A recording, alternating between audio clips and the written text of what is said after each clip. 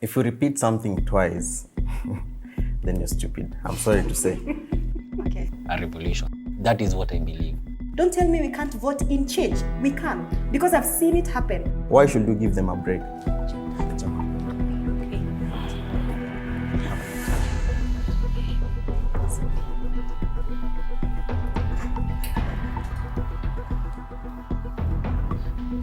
Hi all, my name is Isaac Barasa and I work as an accountant. My name is Josephine Flora. Unlike Isaac, I don't work. I'm Joseph Kimani. I'm a Kenyan and I'm a patriot. I am Kennedy Otieno-Mburu, third year from the University of Nairobi School of Law. Jamal is my name. I am a studio technical operator. I also do social media management, some other things out there.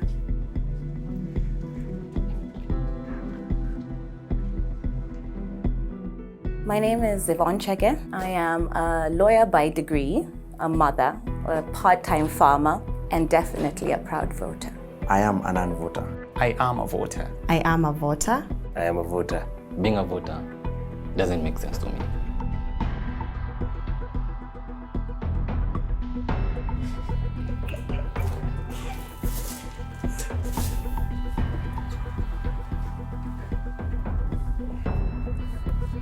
I believe in my political rights and exercising them, and the only way I can take part in the democracy is through voting in whoever I prefer.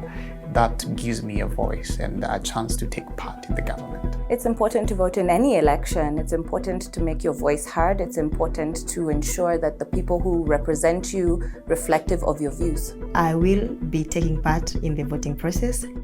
This is my first time voting. I have not participated in voting before.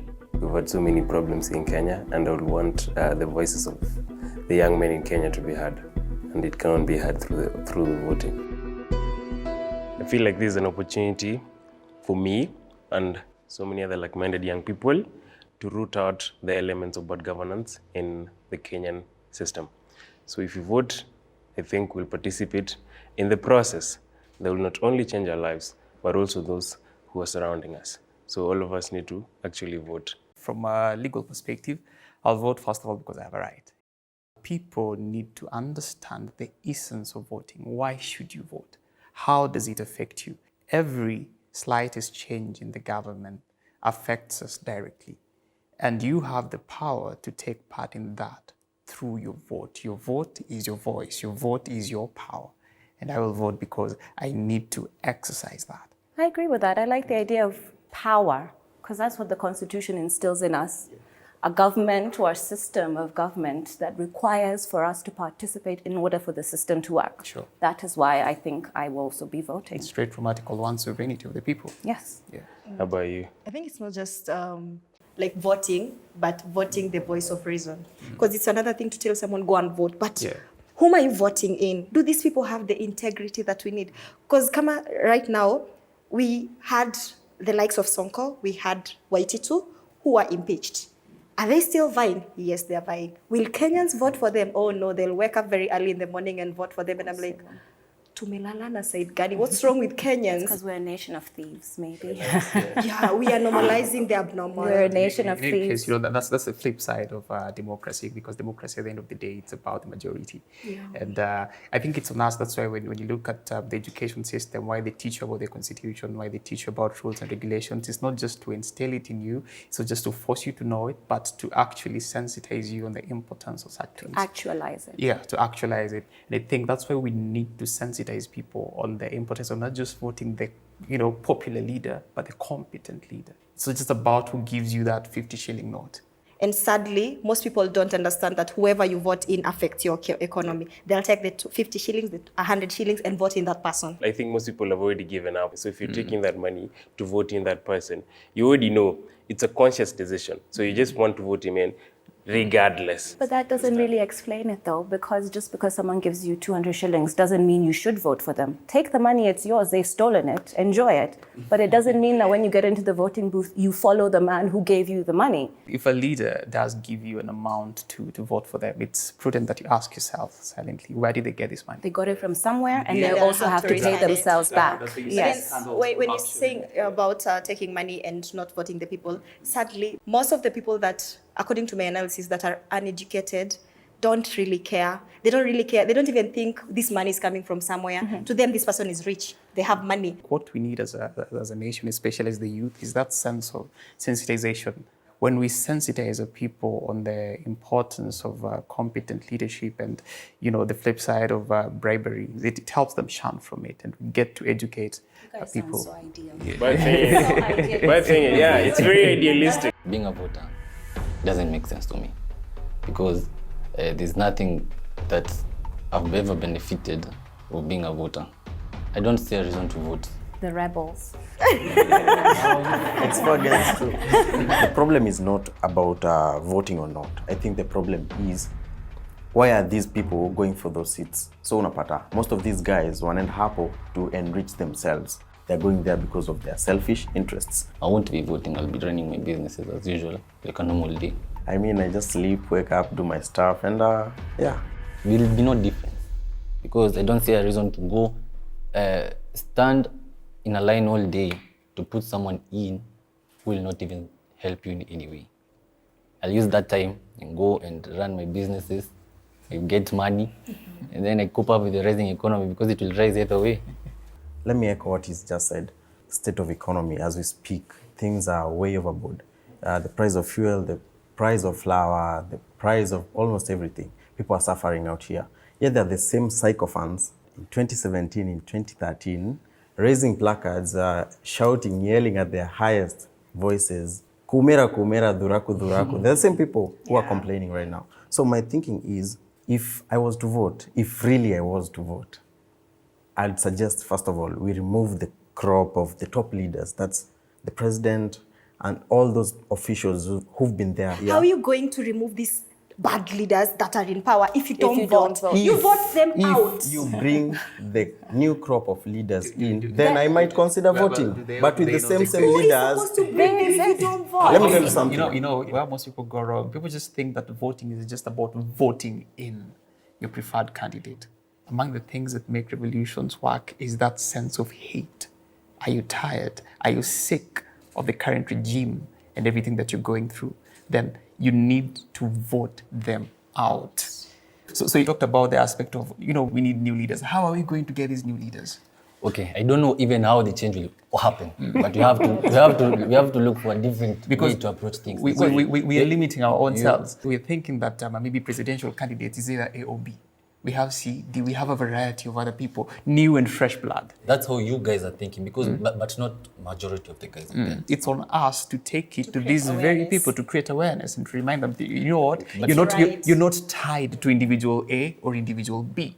Yes. You're not So- limited to that. Yes. You have a And variety to pick from. If you're sick and tired of these very people that you've been talking about, that you've been seeing day and after, and you're well aware of their ills, how about you take part to vote them out? There's no change we're making. The people who've been ministers, they go to a prime minister, they come back as an MP, they move to a senator. They're just the same crop of leaders who are out there moving from one position to the other. So there's no change we're making. These guys are going to sell you good things. They have the sweet tongue and everything you need to hear from them. But there's nothing that you're going to use to justify and hold them into account. You saw someone who was arrested for shoplifting at Naivas and was imprisoned for, 1 year. But the person who's out there stealing $500 million, 1 billion, 100 million, 20 million, nothing is done to them. So where is the fairness? Where is the leadership? That's exactly why you should vote. You have the Exactly reasons. why. The president is the one who picks, you're talking about corruption, EACC, he appoints judges. And the reason you vote for president is to ensure the man you put in is going to pick people in important institutions that will uphold the values you want to see reflected. How does he use those powers? When you say he, are you looking at a certain person as a president, or are you looking at the president as an office? The presidency Because is I an think you need to office. separate this thing. There's the office of the president and there's this person who is the president. So it seems you already have an idea who that president is. And that idea is what is leading you to vote or not to vote. But then if you look at that office as just an office of the president, and then you look at your preferred candidate who fits in, go look at this these people manifesto, look at their background. Have they been? Let that guide you as you go to vote. I like your manifesto argument, but that doesn't always work, right? In 2013, we were told stadiums, dams, we've been told many things. Manifestos were shown, fireworks was everywhere. We have done that race. And this is what they're trying to highlight, is that it's not translating in the way in which we vote, and the leaders that are there, it's not translating. How do we make it translate? By you not voting, you're giving those people, those mediocre voters, a chance to elect a person who is a reflection of them. I'll give you an example of Governor Mike Sonko. A majority of the people who live in, say, leafy suburbs like Runda, Muthaiga, and the likes, would not necessarily resonate with Mike Sonko's ideals. But those who are poor and lived in slums, of course, resonated with Mike Sonko. Why? Because Mike Sonko was providing for their immediate need. I think we are so economically deprived that if a person provides for our immediate need, like food, shelter, and clothing, we overlook his excesses. You have a great point. It's like somebody, like in the past, they used to say your MP is there to help you with funerals, is there for fundraising, is there for school fees, bursaries, things like that. So we don't necessarily see the beyond the little charities they give us, right? That is the most important. When I was in trouble, my MP gave me 10,000 shillings or 1,000 shillings. And I think that's what... That is now the problem. That's what drives now people. it's up to Yes, you, I get the it. youth who are enlightened, to enlighten the rest. If you read the book, The 48 Laws of Power, I think it says that you need to impoverish the population for you to do what? For you to control them, you understand? And that is what they're actually doing. But you're allowing them to do it because you're not participating in voting them out. Yes, the reason is the people who are already there, like Jamal said, the people who are already there, they've been there. Yes. You see?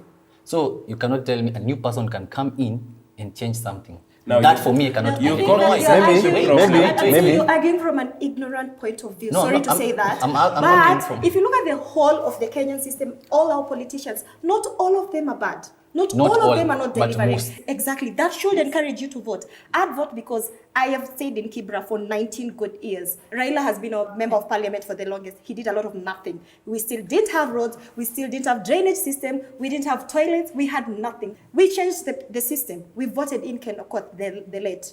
And I'm telling you, in 5 years, he did wonders. The irony is, To add you're to that talking point. about Raila Odinga, who was your MP, who did nothing, who is now Raila Odinga, who is former prime minister, who is now running for president. That is where he's saying the system is just going round and round in circles. The same way he was How are voted we- out, how he are can we- still not be voted in as president. And I feel like- but he's one of the I forerunners. think you're concentrating too much on the president, the prime minister, those top seats. Because We they now have a influence the- devolved the- government. You Because understand? they influence those who are. No, we have a devolved government. Each and every county governor is given an allocation. Yes, that's after each true. And maybe that Understand? brings in my question and my next question. Yeah. Does your vote really count? in the Yes, first Yes, place? it counts. Does it? Yes. Does To it? me, I can say I that. will give you a breakdown of 2017. The registered voters was about 19.6 million. The voter turnout was about 15.1 million. So a record of about 4.5 million did not vote. So generally did not vote. And then the person who won with 8.2 million. Number two came at 6.7 million. The difference there is 1.5 million. Yeah, the 8.2 was enough to put someone at 50 plus 1%. The point I'm bringing into perspective is of these 4.5 million people who did not vote, let's say maybe a number died, 100,000, 500. Regardless, yeah, we will still have a strong 4 million. And that is pretty much enough to turn things round. I didn't know I'd relate to some younglings here, change my mind a little. But the one thing I see amongst us all is the desire for different and better representation within our leadership. We all want a better country for ourselves, for our future, for our children, for everybody. And it's for us to do our due diligence. It's for us to not be afraid to pick a candidate that is not popular, so long as you feel that that candidate may be able to represent you better than the ones that are popular are. It reaches a point in life where you have to make that one key split-second decision. Either take a chance and risk it all, or you retreat and you face defeat. So I think after having a deep discussion around these issues and getting to understand that you really don't have to vote in guys, you can vote them out as well. And you don't have to vote in the popular candidates. You just have to vote in the guys who you think are competent and are going to represent you.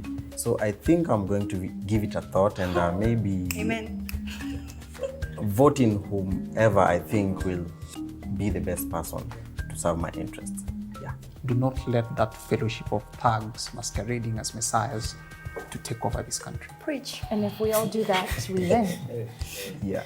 Thank you, Jamal, for accepting to vote. That was so inspiring. Subject to Only change. Kim left now. Standing like You cannot be speaking of something that you're not a part of. How are you going to have a good leader if you don't take part in voting? You need to take part in the voting process for you to vote in that person that you want. Sometimes what needs to prompt and push you is your contempt and your dislike for that regime. So what you do, take your vote and vote them out. Whether you vote or not, at the end of the day, no one is going to bring you flour. No one is going to bring you cooking oil. So go do something constructive. Go do something that will help you move on with your daily needs. It was nice conversing with you people. Thank you.